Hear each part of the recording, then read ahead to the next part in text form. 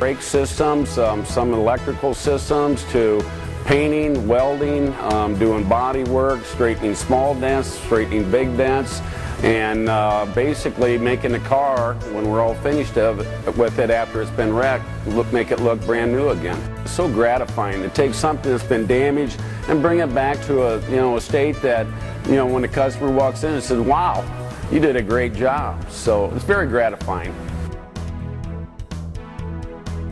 You see right here, this is a 1996 SS Camaro, and it had front end damage on the bumper, and we're currently fixing the bumper right now. And over here we have a race car that we just finished painting.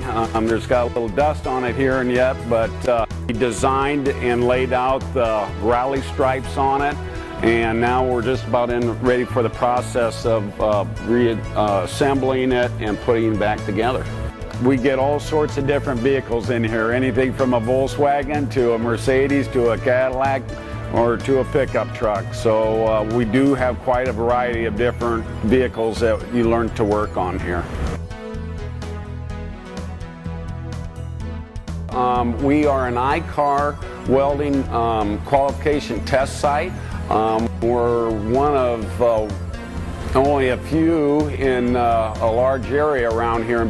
Technicians come in here from the field and actually take the weld tests so that they are qualified in industry, that they're doing a quality weld on a vehicle, which is very important. Not only are we a steel welding test site, but we're also an aluminum welding test site, which means basically a student can come out of here with both weld qualifications. We also do a STAR program, which is required by the EPA now, that all painters be certified. So we do certify our students here to meet the NESHAP standards.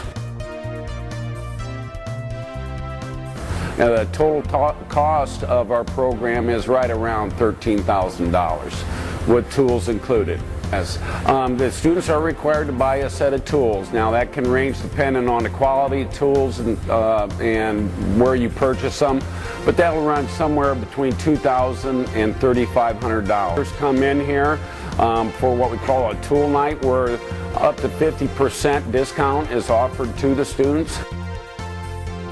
It's just a lot of guys that are interested in cars, no matter what the age. We have an age range right now, from about 18 to 40. We've had female students in the past who have done real well, especially in the painting area and the welding area. Anywhere from insurance companies, as far as adjusters and that type, from paint jobbers, which are paint suppliers, body shops. We have a lot of graduates that are body shop owners and managers, and also technicians in the area.